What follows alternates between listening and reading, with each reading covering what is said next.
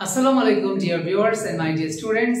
You know that there are 4 skills to learn a language: listening, speaking, reading and writing. Reading is one of the best skills for developing your speaking skills. Now I am going to practice reading from Daily Star, a topic loading space for Tagore's fictive children. Now I am going to start my reading skill. An interesting concern in contemporary children's literature criticism is the discussion of power.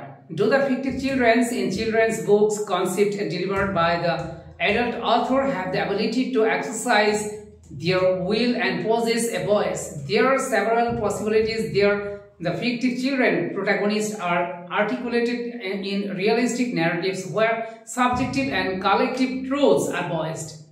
Another possibility is the imagined worlds of children are the aesthetic space where restorative reimagining and reinventing takes place as nostalgic author paints a picture of childhood.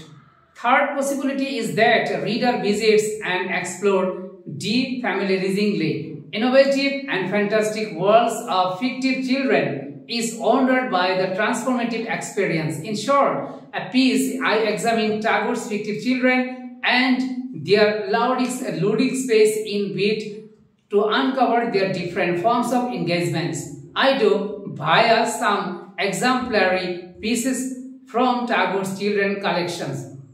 The Crescent Moon and Shishu. Ludic space is the context of children's literature, is the environment, poetic and narrative designed for play, exploration, imaginative engagement. The term ludic is derived from Latin word ludus, which means play. For the author and in children's literature, creating ludic space is often intentional, aiming to encourage creativity, curiosity, and sense of awe and wonder in readers. Ludic space for Tagore's fictive children is often nature and opposed to the constraints of home, immersed in seemingly infinite world of pleasure and opportunity. His fictive children shout and dance, build houses with sand, play with empty shells, waves boots with leaves, and float them on the bus deep on the seashore.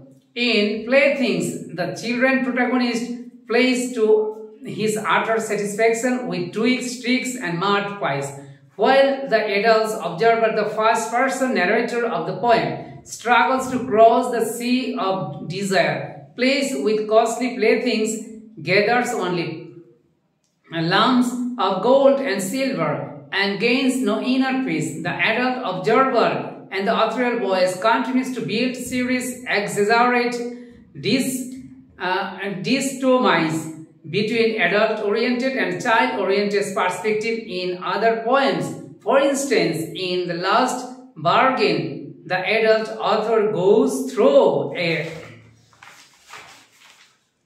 transformational experience as he communicates with the child. A child sat playing with shells.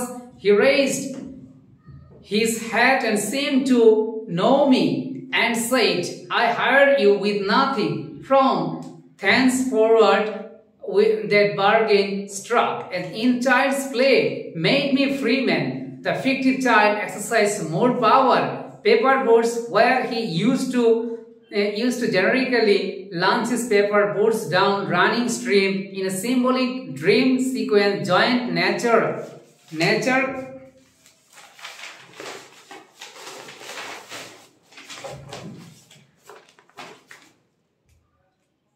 as an unknown empathetic friend who he sure would make the paper boats float on under midnight stars. The child protagonist continues to enjoy the autonomy of experiencing an adventure in sailor, where his dreams of sailing merrily across the 7 seas and the 13 rivers of fairyland with his friends, and says, "I shall never steer to stupid markets," a reference to real life adult world, even when he imagines he is traveling to strange lands as a merchant. He does not want to board gold reference to the materialistic gains of the adult world. He promises to bring home baskets full of champa flowers for mother, pair of horses with wings for brother and for father, a magic pen that would, without his knowledge, will he write of itself. The fictive child looks serious adult to work though lands play and chance to assert his own and agency. For instance, vocation, he wishes to be hawker who unhurriedly sells crystal bangles, gardener digging ground without interruption, watchman walking the streets all night staging shadows with his lantern in the future bank. He wants to be boatman so that he could sail across the river to enjoy simplicity and beauty of rural life inspired by the child play. The adult observer wishes to revert to childhood. I wish I could take quiet corner in the heart of baby's very own world. Thus, within ludic space, the child teaches the adult vision of moral well-being and at the same time sends meta-communicative message to the readers about the transformative potential of child play. Scholars of history childhood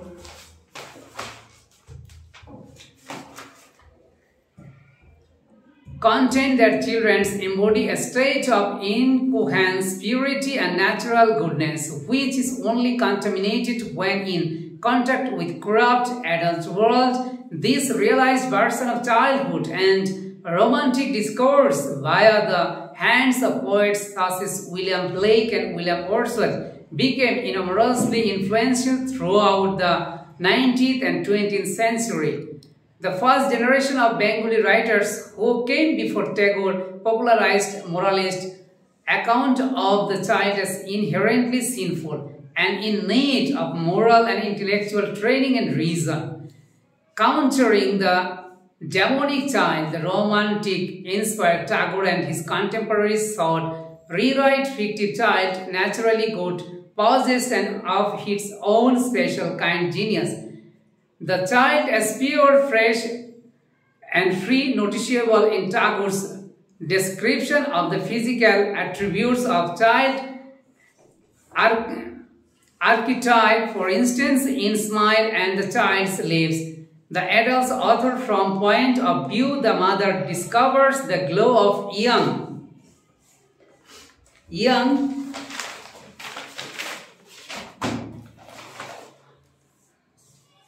pale beam of crescent moon touched the edge of vanishing autumn cloud and freshness of dream of dew. Once morning in the sleep in the child's eyes, the adult sees shy bursts of enchantment in the fairy valleys among shadows of the forest, dimly lit with glows, warmth and sweet, soft freshness of his limbs, and adult author finds traces of tender and silent mastery of love hidden in the mother's heart when she was a young girl. Nature, gaiety and spontaneity are reflected in the child's movements as in clouds and waves, where he rolls like a waves on the shore of his mother's lap, free and care. I will be the waves, you will be strange shore. I will roll and on, break upon your lip, laughter and flower school, where the children blossoming flowers. When the rain comes, the flower children rush out in the dress pink, yellow, white. The fictive child's indomitable joy, bravery is an empowerment of child sanctioned wholeheartedly by the implied and approving adult author. Tagore's own childhood experience have important barriers on consciousness of fictive children.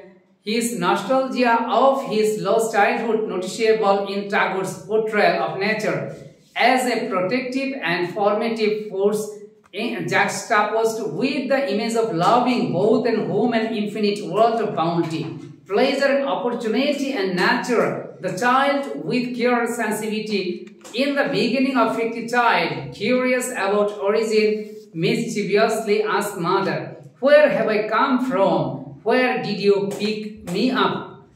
And she answered, half of crying, half of laughing and clasping the baby to her breast. "You were hidden in my heart, and its desire, my darling." The mother, representing the adult author, further explains the child is essence of her girlhood and lives in the pupils of mother eyes in her body and soul. In Sleep Stealer, the mother is concerned about her child's sleep, making her angry after fairy thief who stole sleep from the baby's eyes. In her absence, she vows to punish the fairy by riding her nest, where he hoards all her stolen sleep. The loud space various forms of imaginary play and its setting and joyful romantic opposition are used trope in Tagore to manifest child agency. The ever-presence of bewildered adult author observer indicates that he is searching for lost childhood and deeper, pre-rational past, and that is not only accessible to children. The fictive child, in this sense, both author self and to adult author, while child's romantic imagination differentiates him from adults. He also functions as a mirror of adults' nostalgic childhood, a screen on which he can protect romantic inclination behind in its disguised playful frivolity. The fictive child is adult author vehicle to rediscover the inner worlds of childhood, its freedom, and to connect it to outer worlds present. Sabrina S. Kamal has a PhD education from University of Cambridge and currently works with Consortium Local School, Cambridge, UK. Okay, dear learners and viewers, I have already finished the article from the Daily Star, and I hope that you will also continue your reading test from your textbook. If you read at least one phrase in English topics, English language related writing, I hope that you will do better, and you must improve your reading skill, then you will improve your speaking skill. Mind it, English is the language you will always focus on, how to develop your language fluency. Mind it, never stop your journey. Okay, thanks to everyone for listening my reading test cordially. See you again. Very soon I will come to before you another new topics. Allah Hafiz.